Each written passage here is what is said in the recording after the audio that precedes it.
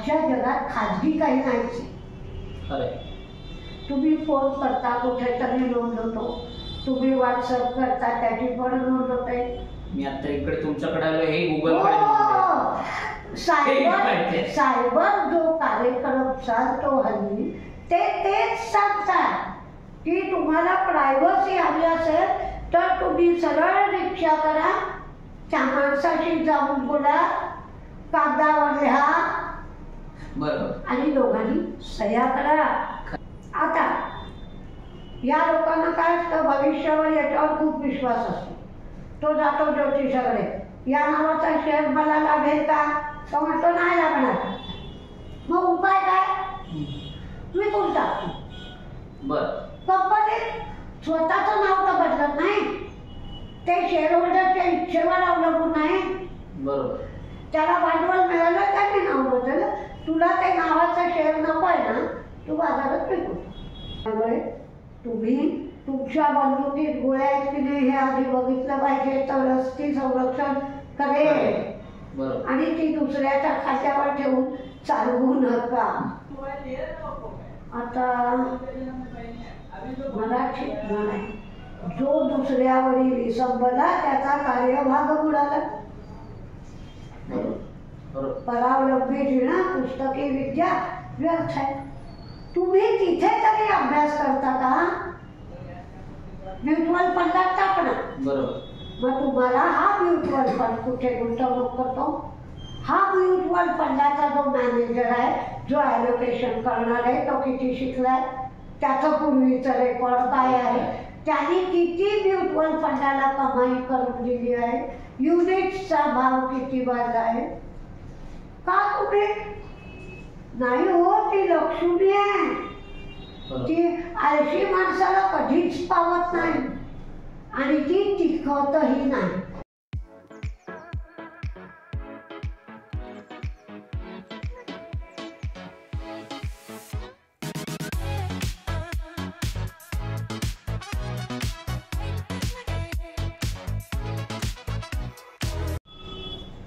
नमस्कार, welcome back to your favourite show the common man show, common लोगों की uncommon बातें.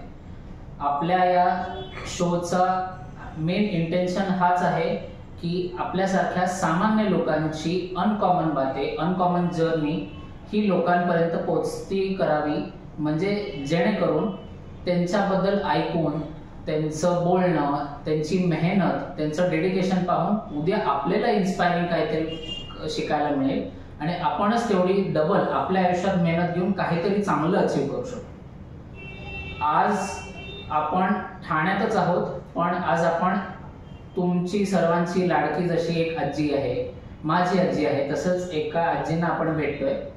Yes, you heard it right. 70 इयर्सच्या आहेत त्या आणि त्या ॲक्टिव्हली स्टॉक मार्केटमध्ये ट्रेडिंग करतात. ट्रेडिंग म्हणजे काय, सर्व प्रकारचं ट्रेडिंग करतात. इंट्राडे पण करतात, फ्युचर्स अँड ऑप्शन्स पण करतात, लॉंग टर्म इन्व्हेस्टमेंट देखील करतात. त्या बीकॉम गोल्ड मेडलिस्ट आहेत, LLB झालेलं आहे त्यांचं आणि ॲक्टिव्हली ते लोकांना स्टॉक मार्केट शिकवतात पण. बरोबर. तर अशाच या आजींना म्हणजेच भाग्यश्री पाठक यांना आपण आज भेटणार आहोत. त्यांच्याकडून छोट्या छोट्या डाऊट्स आपल्याला, आपण नवीन डीमॅट अकाउंट उघडलं की काय करायचं, शेअर्स कुठले घ्यायचे, हा निर्णय कसा चांगला घ्यावा की आपल्याला सगळ्यांना चांगले पैसे कमवता येईल लीगली. तर without wasting any further time आपण या गप्पांना सुरुवात करणार. नमस्कार आजी. नमस्कार. मी एकतर अनकॉमनही नाही, अनकॉमन अशी कुठलीही गोष्ट मी सांगणार नाही. मी तुमच्यापासून वेगळी नाही, तुमच्याकडेच एक आहे आणि म्हणून तुम्ही मला आजी म्हणता ना, बरोबर ना. मग तुम्हाला जे काही आडलंय नेहमी तुम्ही कमेंट्समध्ये विचारतच असता. एवढ्या व्हिडिओ तुम्ही मला पाहिलेलं आहे, त्यामुळे माझ्याबद्दल तुम्हाला नव्याने ओळख करून देण्याची गरज नाही. मला तुमची ओळख आहे आणि तुम्हीही मला ओळखतात. त्यामुळे आपल्यामधल्या या गप्पा आहेत असं आपण म्हणूया. चालेल.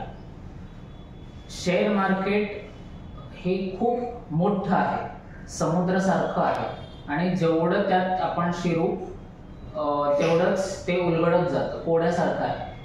तर आपण एकदम सोप्या याच्यातनं सुरू करूया की शेअर मार्केट काय आणि ते साध्या भाजी मंडळापेक्षा कसं वेगळं आहे किंवा कसं समान आहे. हे बघा, पहिलं शेअर म्हणजे काय हेच लोकांना माहित नाही. म्हणजे 2 दिवस जेव्हा मी क्लास घेऊन झालं तर तेव्हा एक मुलगी माझ्याकडे आली आणि म्हणाली, आजी तुम्हाला एक विचारू. म्हटलं नक्की विचार, काय झालं. मला वाटतं तिला काहीतरी अडचण आहे, लेडीजला विचार. आणि मग ते 2 दिवस मी शिकले, पण शेअर म्हणजे काय. अरे बापरे, म्हणलं आपली खूप चूक होती इथे कुठेतरी. तर आपल्याला जे सोपं वाटतं ते दुसऱ्याला माहीतच नसतं. म्हणजे जेव्हा आम्ही स्वयंपाक करतो, रेसिपी बघतो, तिथे लिहिलेलं असतं 2 वाट्या तांदूळ 4 वाट्या पाणी. अरे पण 2 वाट्या तांदूळ कसले घेशील, 4 वाट्या पाणी कसलं घेशील. आणि ते स्टीलच्या भांड्यात करशील का पितळेच्या करशील. आम्ही म्हटलं जाड बुडाचं भांडं, ते बुड म्हणजे काय समजायला म्हणा. तसं शेअर म्हणजे काय, प्रत्येक गोष्टीचा वाटा म्हणजे शेअर नाही. कारण त्याला हक्क नाही आहे आणि कर्तव्यही नाही आहे. हक्क आणि कर्तव्य या एकाच नाण्याच्या 2 बाजू आहेत, ड्युटीज अँड राईट्स. पण शेअर होल्डरला ते आहेत. मग शेअर म्हणजे काय, तर शेअर म्हणजे आपण सुरुवातीपासून छोटं एक रोप लावतो, त्याचं झाड होतं म्हणजे कंपनी. त्याला आपण जेव्हा बियाणं पेरतो आणि भांडवल टाकतो, तिथे त्याला आपण म्हणतो सीड कॅपिटल. मग लोकांकडनं आपण थोडे थोडे नातेवाईकांकडनं कोणाकडनं पैसे गोळा करतो, एखाद्या ठिकाणी छोटा कारखाना लावतो, मग माणसाची गरज लागते, आणखी भांडवल घेतो, मग व्हेंचर कॅपिटलवाले येतात, छोटी एक कंपनी स्थापन होते. आणि मग त्या ज्या कंपनीचं जे काही भांडवल आहे तेव्हा आम्ही सेबीकडे जाऊन जेव्हा लिस्ट करतो, त्या भांडवलाचा अगदी 100 अंश, 1000 अंश, 10,000 अंश असा हिस्सा म्हणजे शेअर असतो. पण शेअर म्हणजे मालक असतो. शेअर होल्डर हा मालक आहे, यजमान आहे. म्हणजे जेवण उरलं नाही तर जेवायचं नाही हो. आणि नुकसान झालं तरी तुमचं, म्हणजे तो यजमान आहे. म्हणजेच काय, कंपनीला फायदा झाला, जास्त डिव्हिडंड घ्या, बोनस घ्या, सगळं घ्या, पण कंपनी बुडली, झिरो. कारण सगळ्या कर्जदारांचं, देणेकऱ्यांचं, सगळ्यांचं दिल्याशिवाय शेअर होल्डरला काही. त्याचबरोबर कंपनी जर चुकीच्या वाटेने जात असेल तर शेअर होल्डरच्या मीटिंगमध्ये व्होटिंगचा अधिकार आहे. त्यामुळे शेअर 2 प्रकारचे येतात, DVR म्हणून पण शेअर येतात, साधे शेअर पण येतात. हेही लोकांना बऱ्याच माहीत नाही. त्यांना फक्त एवढंच माहीत आहे की शेअर घ्यायचा, विकायचा वाढलेल्या भावात, नाहीतर मग तोट्यात विकायचा. या पलीकडे शेअर मार्केट काय आहे हे त्यांना माहीत नाही. त्यामुळे पहिलं त्यांनी शेअर म्हणजे काय समजून घेतलं पाहिजे. मला काय केलं तर फायदा, काय केलं तर नुकसान हे नक्कीच समजायचं. तर ते समजणं आवश्यक. शेअर मार्केट आणि साध्या मार्केट मधलं साम्य साम्यच आहे, अधिक प्रमाणात साम्यच आहे. फरक खूप कमी आहे. फरक एवढाच आहे की साध्या मार्केटमध्ये वस्तू खराब होतात. म्हणजे भाजी मंडईत आपण गेलो, वस्तू एखादी घेतली तर ती पेरिशेबल असू शकते. काही वस्तू 10 वर्षांनी खराब होतात. तसं म्हटलं तर काही कंपन्या डुबतात, काही कंपन्या टिकाऊ धरतात असंही म्हणायला पाहिजे. पण आपल्या आयुष्याशी निगडीत आहे.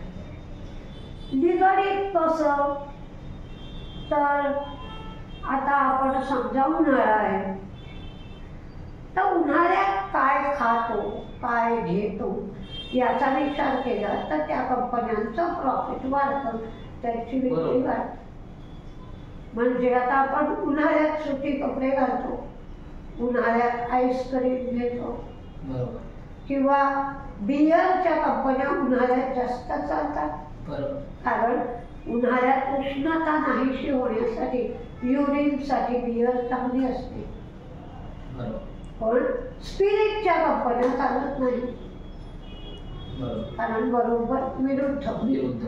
त्याचबरोबर आपण आईस्क्रीम, कोल्ड्रिंक जास्त घेतो.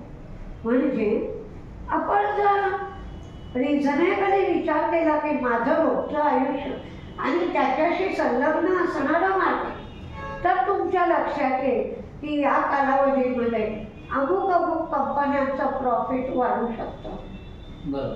आणि ज्या वेळेला त्यांना डिमांड नाही त्यावेळेला त्यांना प्रॉफिट कमी मिळून. तर या ठिकाणी तुम्हाला ट्रेड पण डिफर करता येतो. Short term trade, medium term trade त्याच्यामध्ये होऊ शकतो. एक तुम्ही तुमच्या आयुष्याशी मार्केटला संलग्न करा. मार्केट हे तुमच्यापासून वेगळं नाही असा जर तुम्ही विचार केला, म्हणजे काही गोष्टी तुम्हाला समजत नाही की या गोष्टीसाठी हे केमिकल लागतं, नाही समजणार. ज्या समजत नाही त्या घेऊ नका, पण ज्या समजतात त्या घ्यायला हरकत नाही. तुमच्यापासून मार्केट दूर नाही राहत. आता एक पुढची स्टेप म्हणजे आपल्याला माहिती आहे की डीमॅट अकाउंट लागतं, ट्रेडिंग अकाउंट लागतं. डीमॅट अकाउंट म्हणजे काय, ट्रेडिंग अकाउंट म्हणजे काय? मार्केट करण्यासाठी तुम्ही म्हणाल की मला देवासारखे शेअर पूजायचे आहेत, बस मला विकायचं राहिलं, तर मग तुम्हाला काहीच नको.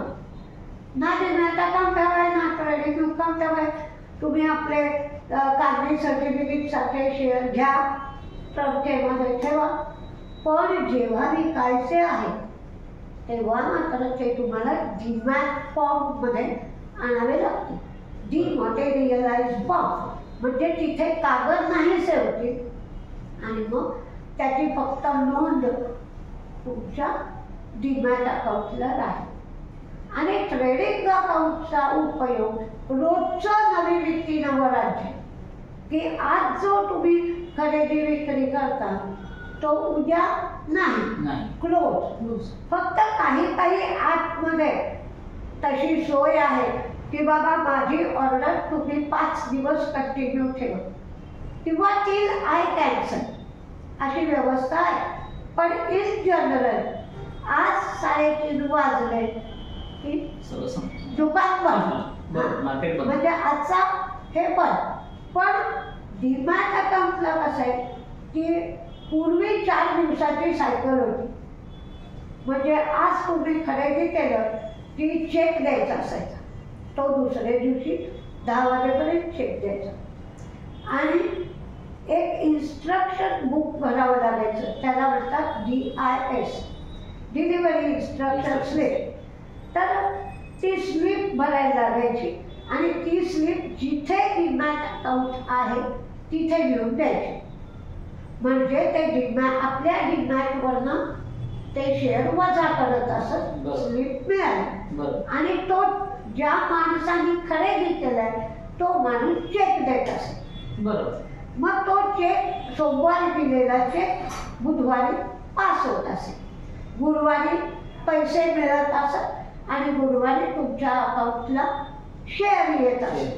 म्हणजे ही 4 दिवसाची सायकल होती. एकाला पैसे मिळणार आणि एकाला शेअर ती खरं तर ना बेस्ट होती. अशा कशी बेस्ट होती की त्याच्यामध्ये पॉवर ऑफ अथॉरिटी देण्याची कटकट नव्हती. खूपच छान होती. म्हणजे मी जवळजवळ 20 वर्ष पॉवर ऑफ अथॉरिटी दिली नव्हती. मी फक्त ट्रेडिंग रेकॉर्ड ठेवायचा, डिलिव्हरी इन्स्ट्रक्शन स्लिप घेऊन द्यायची. त्यामुळे ब्रोकर माझ्या अकाउंटवर काही करण्याची शक्यताच नाही. बरोबर. मी पॉवर ऑफ अथॉरिटी दिलीच नाही. पण आता जे वर्क फ्रॉम होम सारखं आपण ऑनलाईन मार्केट करतो त्याच्यामध्ये पॉवर ऑफ अथॉरिटी कंपल्सरी. कारण ते तुमच्या होल्डिंगला शेअर आहेत की नाही बघतात आणि मगच तुमची विकायची ऑर्डर जाते. म्हणजे कुणीतरी ते पाहतच ना तुमच्याकडे किती शेअर आहे. त्यांना माहिती पडतं. म्हणजे नाहीच माहिती पडलं काहीच माहिती पडलं पाहिजे. खरं एक सांगायचं झालं ना तर आजच्या जगात खाजगी काही नाहीच. तुम्ही फोन करता कुठेतरी नोंद होतो, तुम्ही व्हॉट्सअप करता त्याची पण नोंद होते. मी आता इकडे तुमच्याकडे आलो हे गुगल सायबर जो कार्यक्रम चालतो हल्ली तेच सांगतात की तुम्हाला प्रायव्हसी हवी असेल तर तुम्ही सरळ रिक्षा करा, त्या माणसाशी जाऊन बोला, कागदावर लिहा आणि दोघांनी सह्या करा. म्हणजे त्याची नोंद फक्त तुमच्या दोघातच राहते.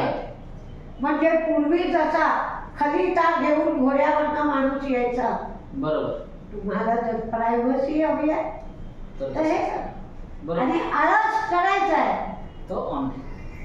सगळं पब्लिक मग. आणि मग एकदा पब्लिक झालं की त्याची तक्रार करून काही उपयोग. मग तिथे कोणी चांगलं असणार कोणी वाईट असणार, मग त्याची तुम्हाला कंपल्सरी काळजी घेणं. ट्रेडिंग अकाउंटला तुम्ही फक्त खरेदी विक्री करू शकता. ट्रेडिंग अकाउंट नंबर वेगळा असतो, डीमॅट अकाउंट नंबर वेगळा असतो. तुम्ही खरेदी केली तर डीमॅट अकाउंटवर ॲड होते आणि तुम्ही विकलं तर डीमॅट अकाउंटवरनं वजा बाकी होते. पण ट्रेडिंग अकाउंटला काहीही होत नाही, फक्त नोंदणी होतात. तुम्ही ऑर्डर टाकता खरेदीची, ती ऑर्डर दिसते, विक्रीची ऑर्डर ट्रान्झॅक्शनचं ते एक लेजर. आणि तिसरं गरजेचा असतो सेव्हिंग अकाउंट. तर त्या सेव्हिंग अकाउंटला डिव्हिडंड जमा होतो. आणि तुमचे IPOचे वगैरे जे पैसे असतात ते सेव्हिंग अकाउंटवरनं लेस. त्यामुळे आता जी 3-in-1 ही बेटर सिस्टीम आली की बँकेत तुमचा सेव्हिंग अकाउंट असतो, तिथेच ट्रेडिंग अकाउंट असतो आणि तिथेच डीमॅट अकाउंट. त्यामुळे आणि बँकेला बऱ्याच अंशी संरक्षण गव्हर्नमेंटचं असतं. त्यामुळे तुम्ही सरकारी बँकेत अकाउंट उघडला तर एक थोड्याफार प्रमाणात आपण म्हणतो इंटरनेट, टेक्नॉलॉजी, डिजिटलायझेशन हे एकदम अप टू डेट मिळेलच याची गॅरंटी नाही. पण सिक्युरिटी किंवा काही झालं तर पैसे उशिरा मिळतात पण मिळतात, एकदम बुडत नाही. त्यामुळे 3-in-1 आता जी सोय झाली आहे किंवा ताबडतोब तुम्हाला 1 सेकंदात पैसे घेता येतात. लिफ्ट वगैरे करायची गरज लागत नाही. म्हणजे आता मी गव्हर्नमेंटच्या बँकेत अकाउंट उघडला, अकाउंट उघडल्यानंतर मला समजा 50,000चं काही बाईक करायची आहे तर मी फंडमधून तेवढे 50,000 एका सेकंदात माझ्या अकाउंटला येतात, खरेदी होते. आणि मी 3:30च्या आधी कॅन्सल केल्या माझ्या सगळ्या ऑर्डर की ते पैसे माझ्या सेव्हिंग अकाउंटला जातात. त्यामुळे व्याजाचंही नुकसान होत नाही. 3-in-1 चांगलं आहे. कुठलीही कंपनी त्यांच्या शेअर होल्डर्सना वेगळ्या वेगळ्या पद्धतीने रिवॉर्ड्स देते, ऑर रिटर्न्स म्हणूया आपण, किंवा ते वेगळे वेगळे त्यांचं प्लॅनिंग असतं त्या पद्धतीने ते ॲक्शन्स घेते. त्याला आपण कॉर्पोरेट ॲक्शन्स असंही म्हणतो. त्यात डिव्हिडंड पण येतो, बोनस पण येतो, राईट्स इश्यू पण येतो, स्प्लिट पण येतो. आता बरेच वेळा असं होतं की त्यावेळी अशा शेअर्सची माहिती सगळीकडे खूप असते की याचा आता बोनस येणार, याचं स्प्लिट येणार, आणि त्या नादात तो स्वस्त होईल और ही अपॉर्च्युनिटी चांगली आहे म्हणून सगळेच आपण थोडा आपला मोह होतो आणि ते आपण घेतो, आणि तो शॉर्ट टर्म बेनिफिट मिळण्यासाठी आपण ती ट्रान्झॅक्शन करतो. आणि नंतर आपल्याला लक्षात येतं की कदाचित तो शेअर एवढा चांगला परफॉर्म नाही करत आहे किंवा लॉस देतोय आपल्याला, मग आपल्याला आपल्या डिसिजनवर वाईट वाटतं. असे चांगले डिसिजन्स कसे घेतात? असं होत नाही. बरं. एक तर प्रत्येक कंपनी काही देते असं नाही. बरोबर. ते त्यांच्यावर अवलंबून आहे. म्हणजे प्रत्येक आई बापाने काय करावं लिहिलंय का हो कुठे? कसे संस्कार लावावे, काय करावं, हे त्यांच्याकडे असणारा पैसा, त्यांच्याकडे असणारा वेळ आणि त्यांचे कॉन्टॅक्ट्स याच्यावर अवलंबून राहतं. तसं कंपनी माझं गुडविल किती राहावं याच्यासाठी काही गोष्टी करत असते, आणि काही गोष्टी कंपनीला संधी उपलब्ध नाहीत. मग आता या पैशाचं काय करायचं? म्हणून उद्देश खूप वेगळे आहेत. म्हणजे काही कॉर्पोरेट ॲक्शन तुम्हाला मॅन्डेटरी मिळतील, काही कॉर्पोरेट ॲक्शन तुम्हाला व्हॉलेंटरी मिळतील. आता त्याच्यातलं कंपनीने नाव बदललं, ही सुद्धा कॉर्पोरेट ॲक्शन आहे. म्हणजे कंपनीला एक भांडवल देणारा मिळाला कोणीतरी, पहिलं कंपनीचं नाव AB कंपनी होतं, तो म्हणला माझं नाव ॲड कर म्हणून ABC झालं. आता या लोकांना काय असतं, भविष्यावर याच्यावर खूप विश्वास असतो. तो जातो ज्योतिषाकडे, या नावाचा शेअर मला लाभेल का? तो म्हणतो नाही लागणार. मग उपाय काय? तुम्ही कोणता? कंपनीत स्वतःचं नाव तर बदलत नाही, ते शेअर होल्डरच्या इच्छेवर अवलंबून नाही. बरोबर. त्याला भांडवल मिळालं, त्याने नाव बदललं. तुला ते नावाचा शेअर नको आहे ना, तू बाजारात विकू. या पलीकडे तुझ्याकडे पर्याय नाही. ही ऍक्शन बाध्याची, कंपल्सरी. दुसरी कंपल्सरी ऍक्शन डिव्हिडंड तुम्हाला घ्यावाच लागतो. तुम्ही म्हणाल मला टॅक्स द्यावा लागतोय, मला डिव्हिडंड नको आहे, माझ्या उत्पन्नात तो ऍड होतो. कंपनी म्हणते तुला आम्ही डिव्हिडंड देणार, तुझ्या सेव्हिंग अकाउंटला जमा करणार, तू दान कर द्यायचं. काय वाटतं? बरोबर. आता काही कम्युनिटीमध्ये डिव्हिडंड घ्यायला अलाउड नाही, तर ते लोक डिव्हिडंडसाठी वेगळा अकाउंट उघडतात. त्या अकाउंटला तो डिव्हिडंड जमा करतात.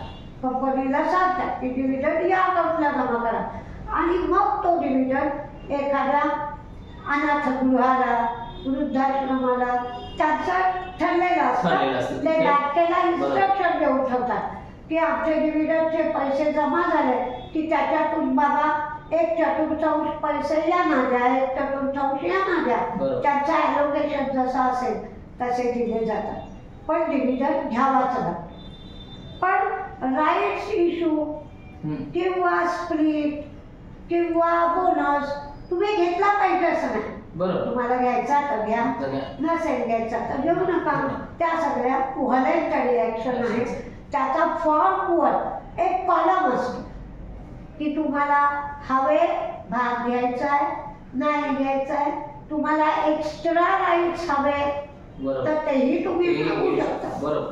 म्हणजे ज्यादा द्यायचं नाही द्यायचं कंपनीवर अवलंबून, पण तुम्ही मागू शकता. आणि राईट्स तसं रिनाउन्स पण देऊन पण की मला नको ट्रान्सफर पण करू शकता. मला नको आहे असं पण जे काय करायचंय ते त्याच्या डेटच्या अधिकार रेकॉर्ड डेटच्या अधिकार.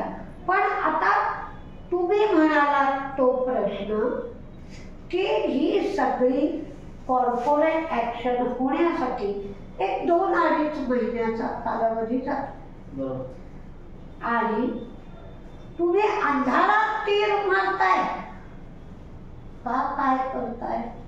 तुम्हाला पाहायला हवंय की काय होतं बाबा. बोनस नंतर काय होतं? भाव अर्धा होता. एकाच एक बोनस आहे त्याच्या रेशोमध्ये भाव कमी. मग तसंच राईट्स नंतर काय होतं? तेच शेअरची संख्या वाढते, कंपनीचं प्रॉफिट कमी होतं, अर्निंग रेशो घटतो, मग शेअर महाग वाटायला लागतो, लोक शेअर विकू लागतात. म्हणजे तुम्हाला 6 महिने शेअर वाढण्यासाठी वाट पाहावी लागते. मग तुम्ही टॅक्टिकल मूव्ह घ्यायची आहे की बाबा मी स्प्लिटसाठी घेतले, बोनससाठी घेतले आणि स्प्लिट होण्याच्या आधी विकून टाकले किंवा बोनस होण्याच्या आधी विकून टाकले का मला बोनस घ्यायचा आहे. हा तुमच्या अभ्यासाचा विषय. तुम्हाला ज्ञान नसेल तर तुम्ही फसणार आहे. तुम्ही नीट वाचलंय, जी आपल्या मराठीत म्हण आहे, वाचाल तर वाचाल, नाहीतर तुम्ही वाचणार नाही. त्यामुळे तुम्ही तुमच्या बंदुकीत गोळ्या आहेत की नाही हे आधी बघितलं पाहिजे, तरच ती संरक्षण करेल. आणि ती दुसऱ्याच्या खात्यावर ठेवून चालवू नका. या 2 गोष्टी जर तुम्ही पाहिल्या, तुम्ही नीट स्वतःचं संरक्षण स्वतः केलं तर मी म्हणते काय की फसण्याची शक्यता अगदी 99% कमी होते. एक प्रश्न थोडा मागे येऊन मला विचारायचा आहे, कारण एकदम आपण बेसिक्स पासून सुरुवात केलेली आधी. कॉन्ट्रॅक्ट नोट ही किती महत्वाची, किती जपून ठेवली पाहिजे? कारण किती नाही म्हटलं तरी ते बिलासारखे आहे, तर किती महत्वाची? कॉन्ट्रॅक्ट नोटसाठी मी तरी फोल्डर करते सेपरेट. आणि पूर्वी आम्हाला कॉन्ट्रॅक्ट नोट पेपर सारखी येत होती, तर त्या कॉन्ट्रॅक्ट नोट मी जपून ठेवल्या होत्या. पण कॉन्ट्रॅक्ट नोटमध्ये एकच की तुमचं जे डीमॅट अकाउंटचं स्टेटमेंट असतं त्याच्यामध्ये तुम्ही शेअर खरेदी केलाय तर तो डीमॅटला आलाय की नाही आणि विकलाय तर तो डीमॅट अकाउंट मधून वजा झालाय की नाही, आणि तुम्हाला ब्रोकरेज किती लावलाय, तुमचे पैसे किती गेले, तुम्ही इन्ट्रा केलाय तर इन्ट्राच्या जागी तुम्हाला डिलिव्हरीचा ब्रोकरेज लावलाय का, काही चूक झाले का, एवढंच संपलं की खतम. म्हणजे त्या जागी कॉन्ट्रॅक्ट नोटचं महत्व संपलं.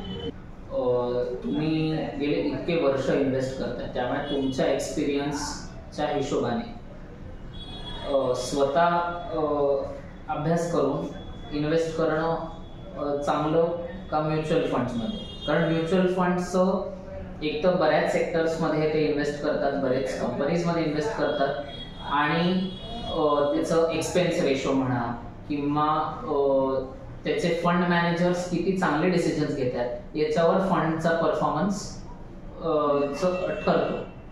म्हणून हा प्रश्न. आता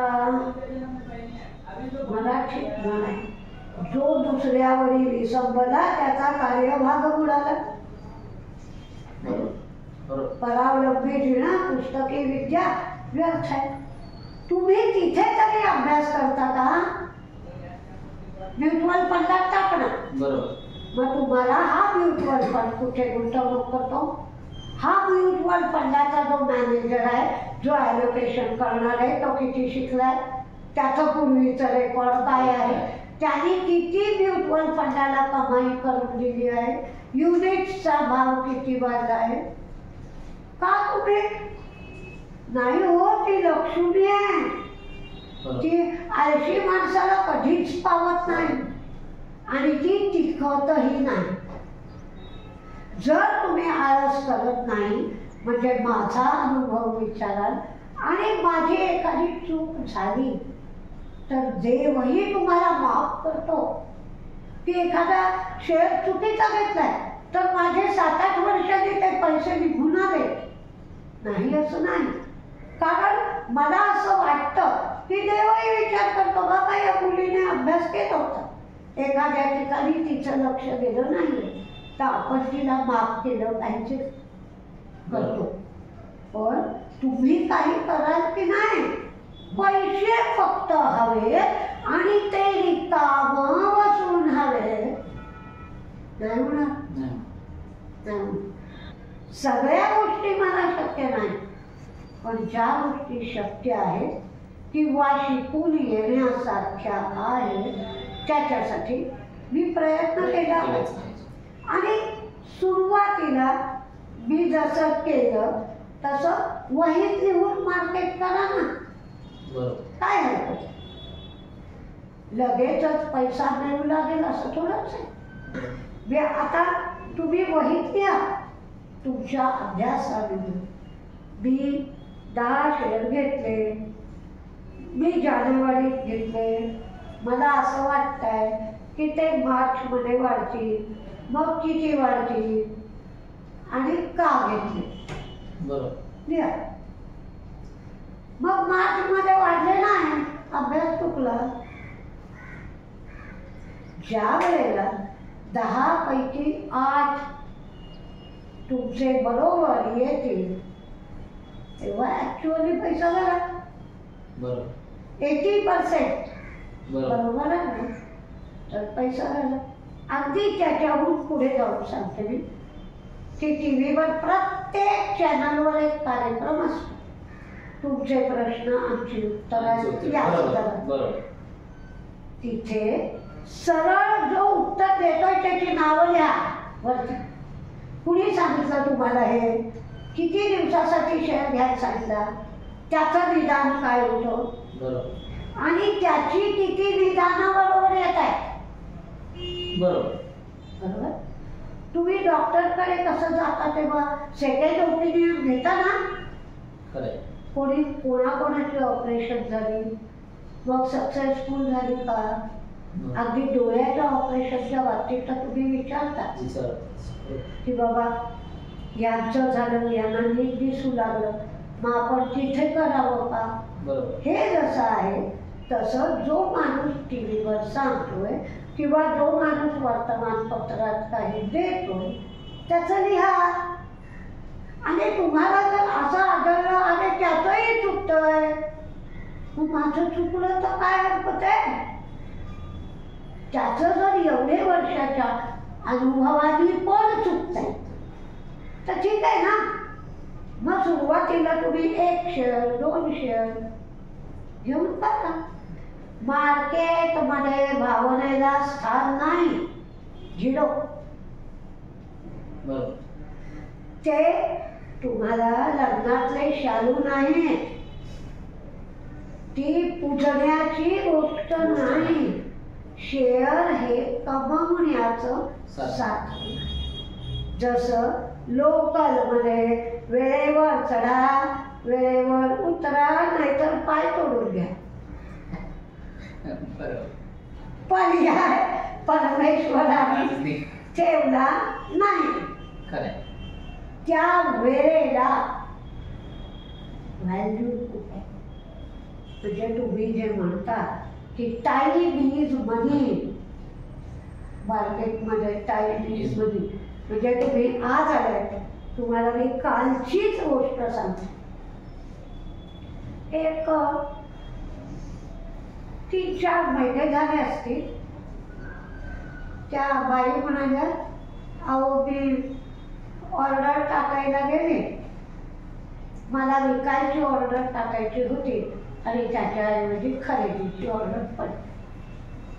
पैसे होते त्यामुळे ती ऑर्डर झाली. म्हणजे कथा अशी होती की त्यांचा 450 रुपयाचा शेअर त्या 5150ला विकणार होत्या, त्याच्याऐवजी 5150ला खरेदी झाली. मी काय म्हटलं, मार्केटमध्ये चुकीला माफी नाही. ठीक आहे, तो शेअर काल वाढला. म्हणजे बॉम्बे स्टॉक एक्सचेंजचा तो शेअर होता, काल वाढला. मी त्यांना सकाळी शेअर बघितल्याबरोबर फोन केला की म्हटलं, देवाची इच्छा चांगली दिसतीये, तुम्ही तुमच्या चुकीतून सुटताय आणि मी 6035चा भाव बघितलाय, पटकन विकून मोकळ्या व्हा. तर त्यानंतर त्याचा भाव 6045 BSCवर NSCवर झाला होता, कारण तो BSCवर ट्रेड होत नाही. म्हटलं याचे विकले गेले असतील 35ला नाही 32ला, 32ला नाही 25ला, पण 6000च्या वर विकले गेले असतील. त्यांच्याकडे काहीतरी इंटरनेटचा प्रॉब्लेम होता, मग त्यांना कसला नंबर टाकायचा होता, त्यांना नंबर मिळेना, म्हणून त्याने मुलाला फोन केला. त्यांचा मुलगा राहतो US ला. मग मुलाने तो नंबर शोधला, मग मुलाने तो नंबर टाकला. तिथपर्यंत त्या शेअरचा भाव किती झाला, 5841. आणि त्याच्यामध्ये वेळ किती गेला, 9 ते 10 मिनिट. शेअरचा भाव 200 रुपये डाऊन. आता या जागी त्यांनी जर 6040, 6035, 6020, 6000च्या पुढे कुठेही विकले असते तर त्यांचा 200 रुपये खाली इंट्राडे ट्रेड झाला असता.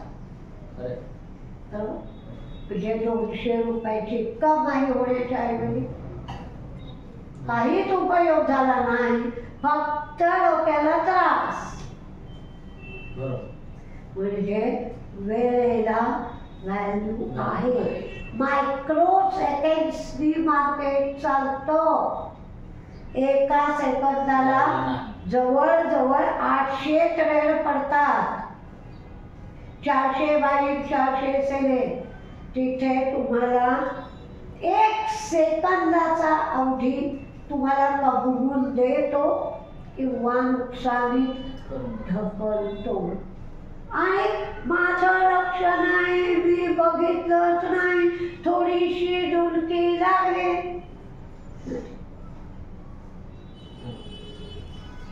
म्हणजे जी लोक करतात त्यांना हे सगळं पाहिजे, मिनिट टू मिनिट.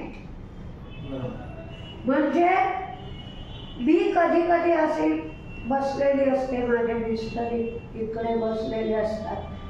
पूर्वी काय व्हायचं, ते म्हणायचे मी PC वर ऑर्डर टाकतो. म्हणलं एवढ्या उशिरा ऑर्डर टाकून मला चालणार नाही, स्पीड पाहिजे. की मला स्पेलिंगच माहित नाही, ऑर्डर काय टाकणार. म्हणजे जिलेट बिलेट याची स्पेलिंगच इतकी विचित्र आहे की तुम्हाला स्पेलिंगच माहित नाही तर तुम्ही काय आधी स्पेलिंग शोधत बसणार, मग ऑर्डर टाकणार.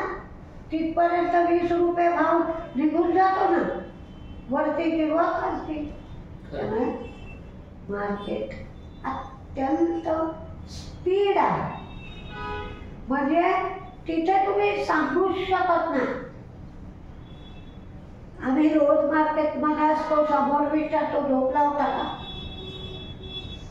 बरोबर, नुकसान तुमचा ट्रेड आहे, तुम्ही तो पाहिला पाहिजे. नाही मी पाहत नाही, मला वेळ मिळाला, मग ट्रेड करू नका ना. बरोबर. दुसऱ्याला तुम्ही सांगून जाल तर दुसऱ्याची काय जबाबदारी, की तुमचा ट्रेड चालू राहिला पाहिजे, तर त्याने नुकसान होतं. आपण आपल्या दर महिन्याच्या पगारातनं म्हणा किंवा दर महिन्याच्या कमाईतनं जे पैसे आपण पहिले असं म्हणतात पहिले सेव्ह करावे मग खर्च करावे काय आणि सेव्ह केले तर ते वेगळ्या वेगळ्या ॲसेट क्लास किंवा वेगळ्या वेगळ्या ठिकाणी गुंतवावे रिस्क डायव्हर्सिफिकेशन किंवा रिस्क कमी करण्यासाठी. तर शेअर्समध्ये एवढे FD मध्ये एवढे असं काही पर्सेंटेज ॲलोकेशन. तुम्ही जो पहिला प्रश्न म्हणाला की पहिले सेविंग करावं आणि मग गुंतवणूक करावी का, तर हे तुमच्या धैर्यावर अवलंबून. म्हणजे आता कोल इंडियाचा IPO आला होता. माझ्या आठवणीप्रमाणे सोनिया गांधी होत्या काँग्रेस अध्यक्ष.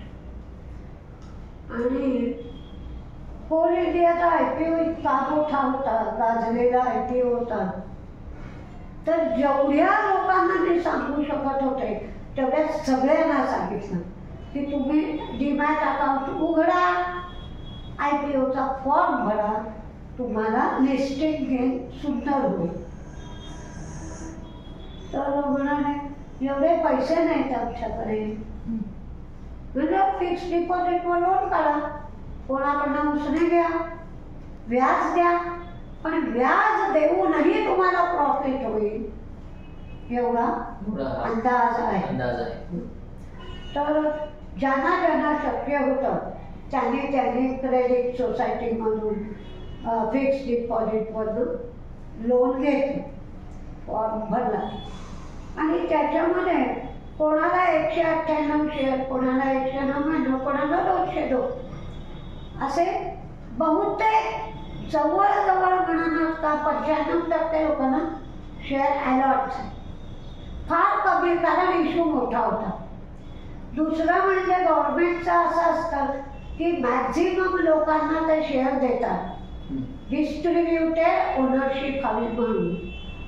तर छोट्या लोकांसारखं करत नाही. आणि अगदी 10 शेअर दिले, 20 शेअर दिले, पण सगळ्यांना खुश ठेवायचा प्रयत्न असतो. कारण शेवटी गव्हर्नमेंटची कंपनी म्हणजे समाजाचीच असते वेगळ्या अर्थाने.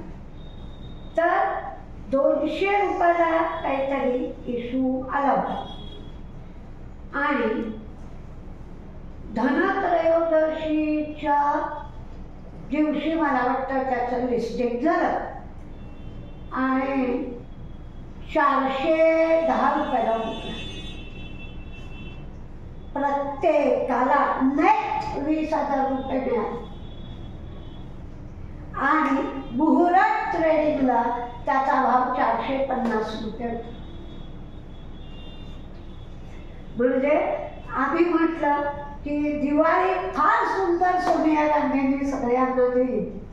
माहेरवाशिणींना मस्त पैसे मिळाले की कोणाला मी भाऊबीज काय देऊ, पाडवा काय करू, अशी पुरुषांना किंवा स्त्रियांना एक दिवाळी गिफ्ट सोनिया गांधींनी दिलं. असे म्हणजे ज्याच्याजवळ पैसा नाही पण संधी उपलब्ध आहे आणि एक थोडीशी वाटतंय की मी लोन काढून घेतलं तरी होईल. म्हणजे 95% शक्यता पॉझिटिव्ह आहे आणि 5% निगेटिव्ह आहे. अशा वेळेला माझ्याकडे गुंतवणुकीचे पैसे नाहीत म्हणून वाट पाहू नये. म्हणजे गंगा आली आहे दारी, माझ्या घरापासून थोडं सफर लांब चाललं तर जात आहे, मी गंगेत डुबकी मारू शकतो तर जाणार, लांबभर अगदी काठी घेऊन जा, पण शक्यता आहे. पण मी चालणारच नाही म्हटलं तर ती पण संधी निघून जाते. पण बहुतेक वेळेला तुमच्याकडच्याच पैशांनी करा. अशाही काही संधी तुम्हाला मार्केटमध्ये. शेवटचा प्रश्न. आणि तुमच्याकडे एक सांगायचं की सगळं ॲसेट ॲलोकेशन मी तुम्हाला सांगू नाही शकणार की सोन्यात इतकं गुंतवा का, म्युच्युअल फंडात इतकं गुंतवा का, घरात इतकं गुंतवा का, शेतामध्ये इतकं गुंतवा का, असं नाही मला सांगता येणार. पण मार्केटमध्ये जर तुम्ही असाल तर प्रत्येक सेक्टरमध्ये पैसे होते बरं डिव्हायडेड, आणि सेक्टर हेड सिलेक्ट करा. बरं त्या सेक्टरची स्ट्रॉंग कंपनी सिलेक्ट करा बरं आणि त्याच्यामध्ये तुमचा पैसा टाका. पण प्रत्येक सेक्टरमध्ये ॲलोकेशन करा, म्हणजे ज्या वेळेला जो सेक्टर चालत असेल त्यावेळेला तुम्हाला प्रॉफिट मिळू शकतो.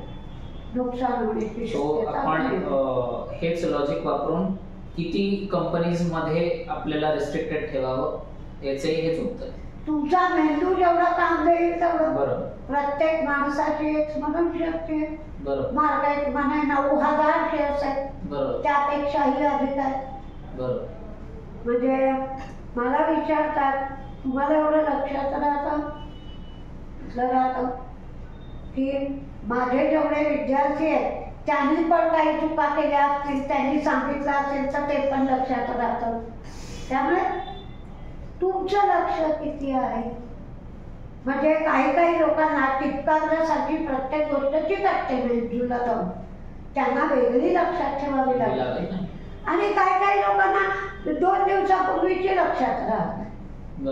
तो तुमच्या कुवतीनुसार आणि तुमच्याकडे असलेल्या पैशानुसार, की जेवढं अंथरूण आहे तेवढेच पाय पसरावेत असं आपण म्हणत.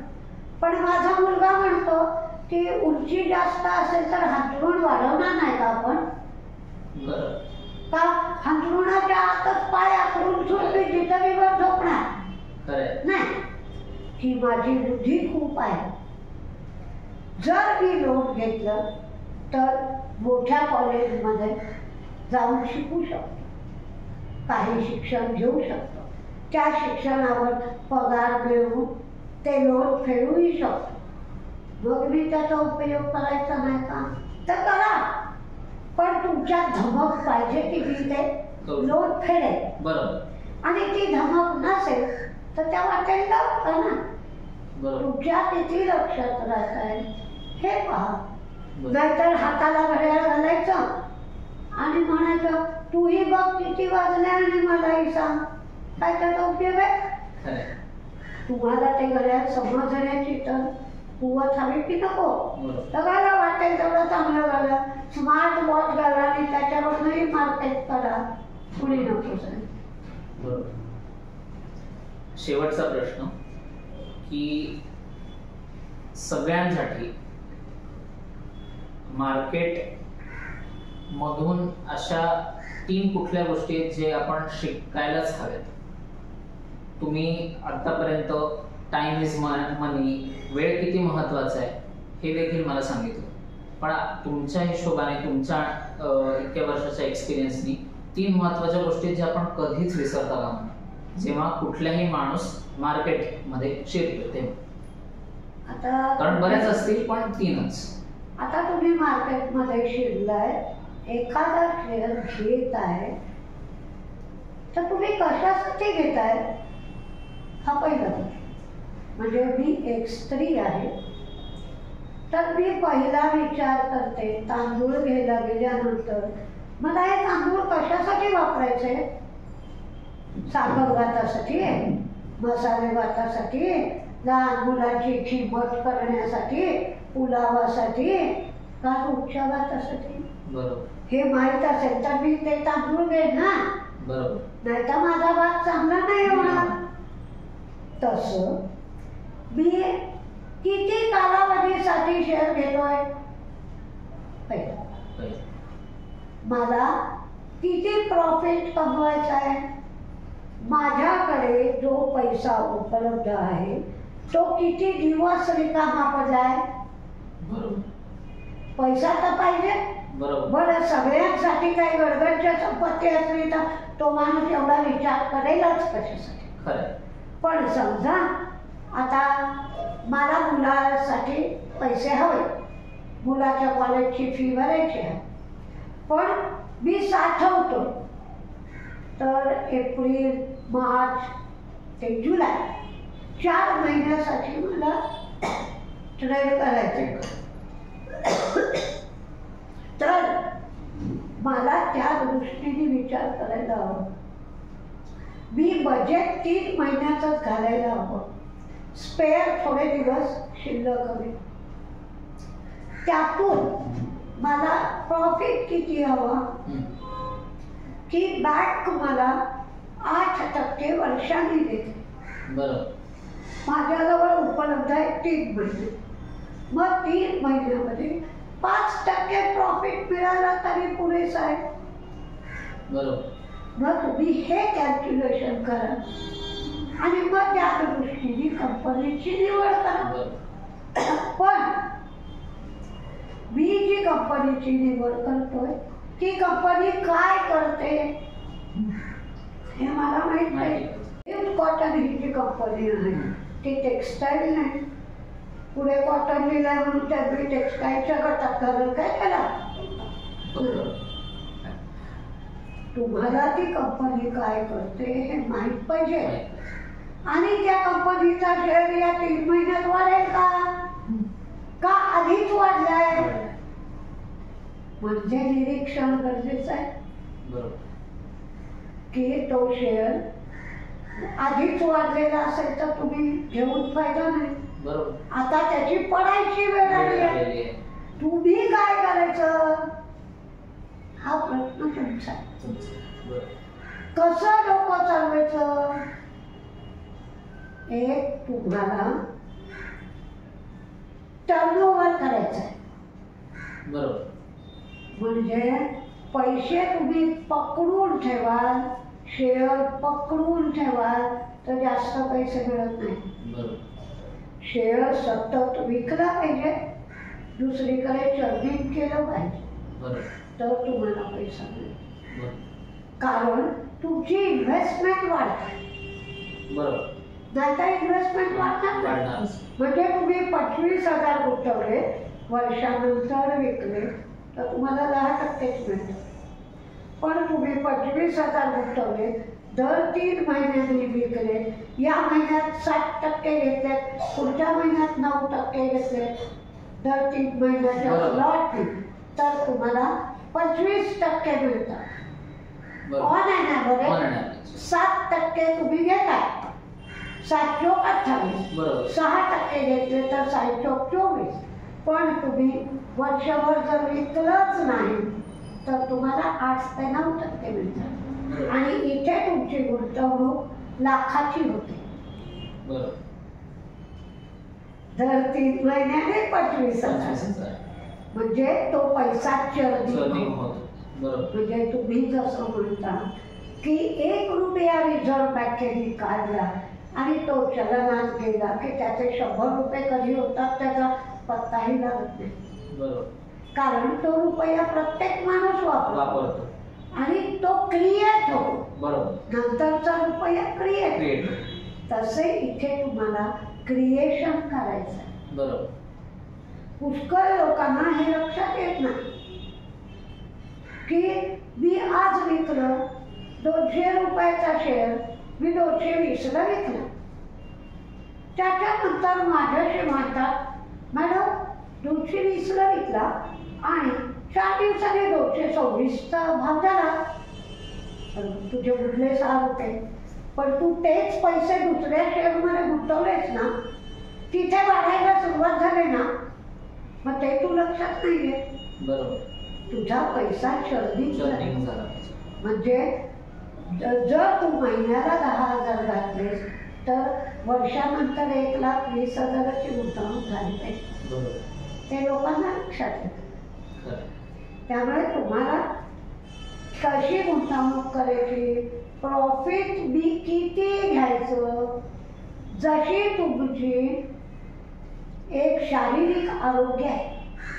म्हणजे आता ते जसं म्हणाले की 70 वर्षाच्या असूनही तुम्ही ॲक्टिव्ह आहात. मी रोज स्किपिंग मारते 500. म्हणजे आता खरं खोटं मला माहित नाही. डॉक्टर म्हणाले होते की काही पेशी झोपतात 40 नंतर, तर त्या पेशींना जागृत ठेवायचं काम आपल्यालाच करायचं असतं. तुम्ही जर त्यांना जागृत ठेवलं नाही तर पेशींचा ॲटिट्यूड असतो तो. तर तसं आपण जर जागृत राहिलोच नाही, माझे हातपाय चालले पाहिजेत म्हणून मी प्रयत्नच नाही केला, तर शरीर तुमचं आपोआप ती मशीन आहे. तुम्ही त्याचा वापर नाही करत तर ते तेवढं गरजणार आहे, ते चालणार नाही, त्याचं रिपेअरिंग निघणार नाही. तर तसं तुम्ही शेअर मार्केटला किंवा कोणत्याही प्रकारच्या गुंतवणुकीला एक आरोग्य आहे. वेळेवर निर्णय घेण्याची सवय असलीच पाहिजे. कचरा उचलायचा नाही. म्हणजे माझा एक मोठा आर्टिकल आहे, म्हणजे मला 4 चौघींनी दिलं होतं होते, जे मला परफेक्ट लक्षात नाही. 4 चौघी का माझी वहिनी, स्वाद आस्वाद म्हणून एक आर्टिकल होतं आणि त्या स्वाद आस्वादचा मला एक शेअर मार्केटवर लिहायचा होता. अरे बापरे, म्हटलं हे चॅलेंज आहे. पण जेव्हा विचार करायला सुरुवात केली तेव्हा लक्षात आलं की शेअर मार्केटमध्ये काही शेअर कोशिंबिरीसारखे आहेत, काही चटणीसारखे आहेत, काही खिरीसारखे आहेत, काही पोळी भातासारखे आहेत. मग मला काय हवंय? म्हणजे पावसाळ्यात काही वनस्पती उगवतात, त्या शरीराला आवश्यक पण असतात, पण पावसाळा संपल्यानंतर त्या दिसेनाशाही होतात. तर मी लोणच्यासारखं खायचंय, भातासारखं नव्हे. म्हणजे वाटीभर लोणचं आणि चमचाभर भात असं नाही ठेवायचंय. कशाबरोबर काय याचं समीकरण घातलं पाहिजे. की एखादा माणूस 50 पापडच खात सुटला नाही, पापड पापडासारखा खा, पोळी भातासारखा, भाजी सारखी, कोशिंबीर आणि जेवढं पाहिजे तेवढंच घ्या. टाकाटाकी करू नका. आणि अन्न हे पूर्ण ब्रह्म आहे समजा, तर तुम्हाला ते जेवण पचेल, तुमचं आरोग्य चांगलं राहील. तसं मार्केटमध्ये कितीतरी शेअर आहेत. 10 पैसेवाले आहेत, 20 पैसेवाले आहेत, 10,000 रुपयेवाले आहेत, लाखो रुपयेवाले आहेत. तुम्ही कशात गुंतायचं? म्हणजे आपण म्हणतो मी मैत्री कोणाशी करायची, त्याने तुमचं आयुष्य खरंच चांगलं होतं. तुम्ही कोणत्या माणसात फिरताय, तसं तुमच्या अवतीभोवती कोणते शेअर वावरताय त्याच्यावर तुमचं आरोग्य आहे. आणि तुमची इन्व्हेस्टमेंट जर चांगली झाली तर तुम्हाला पैसे मिळतील. पैसे मिळाले, काळजी कमी होईल. काळजी कमी झाली, शारीरिक आरोग्य चांगलं राहील. त्यामुळे तुम्ही कुठे गुंतवणार, काय गुंतवणार? कदाचित असं होऊ शकतं की समजा मी निघाले, मजाच करायची आहे मला, पिकनिकला निघाले. अरे कोण रोजचा विचार करतो, आज पाणीपुरी खायची. मग तो गटारीवर उभा आहे का, मग त्याचा हात चांगलाय का, मग त्याची भाजी चांगली का, एक प्लेट खा बाजूला हो. पण तिथेही तू 10 प्लेट नको खाऊ, तुला मजा करायची आहे ना. तर तेवढं जे 1 प्लेट खातोय तेवढं रोजचं तुझं आरोग्य तू सांभाळलेलं असल्यामुळे शरीराची ताकद असते की ते 1 प्लेट पचवतं. पण तू रोजच म्हणशील की मी पोळी भाजीच्या ऐवजी वडापाव खाऊन आयुष्य काढेल, तर तरुण वयात तुम्हाला साथ मिळते. पण मग नंतर 40व्या वर्षीपासून तुम्हाला आजारपणा वेगवेगळे धक्के देऊ लागतात. म्हणजे काही लोक हसतात की तुम्ही एवढं स्ट्रिक्ट का वागता, की कोणावर अवलंबून जगायला नको. आपलं म्हातारपण चांगलं झालं पाहिजे. बरोबर. तसं तुम्ही ज्या शेअरमध्ये गुंतवणूक करताय ते शेअर तुम्ही मुलाबाळांना दिले, नातवंडांना दिले, तर तेही पिढ्यानपिढ्या त्याचं उत्पन्न खाऊ शकले पाहिजे. बरोबर. याचा विचार तुम्ही केला. बरोबर. ठीक. तर that's it on this episode of the common man show, common लोगों की अनकॉमन बातें. आजींबरोबर या गप्पा खूप रंगल्या आहेत आणि आजींचं स्वतःचं यूट्यूब चॅनल पण आहे, मार्केट आणि मी म्हणून. त्यातून बरंच काही शिकायला मिळेल. सो त्या चॅनलला सुद्धा सबस्क्राईब करा आणि माझ्याही चॅनलला सबस्क्राईब करा. आणि माझ्या या एपिसोड तुम्हाला कसा आवडला, या एपिसोड मध्ये अजून काय इम्प्रूव्हमेंट्स माझ्या साईडने होऊ शकत होत्या, शिवाय पुढच्या पॉडकास्टच्या एपिसोडसाठी तुम्हाला कोण कोण गेस्ट्स बरोबर गप्पा मारायला आवडतील हे नक्की मला कळवा. That's it on this episode of the common man show. हसत राहा, तुमची हेल्थ सांभाळा आणि आनंदाने, आणि आजी जसं म्हटलं तसं ऑब्झर्व करून आणि स्वतःचा चांगला डिसिजन स्वतः घेऊन, दुसऱ्यावर अवलंबून न राहता राईट डिसिजन घेऊन मार्केटमध्ये ॲक्टिव्हली ट्रेड करा. नमस्कार. नमस्कार.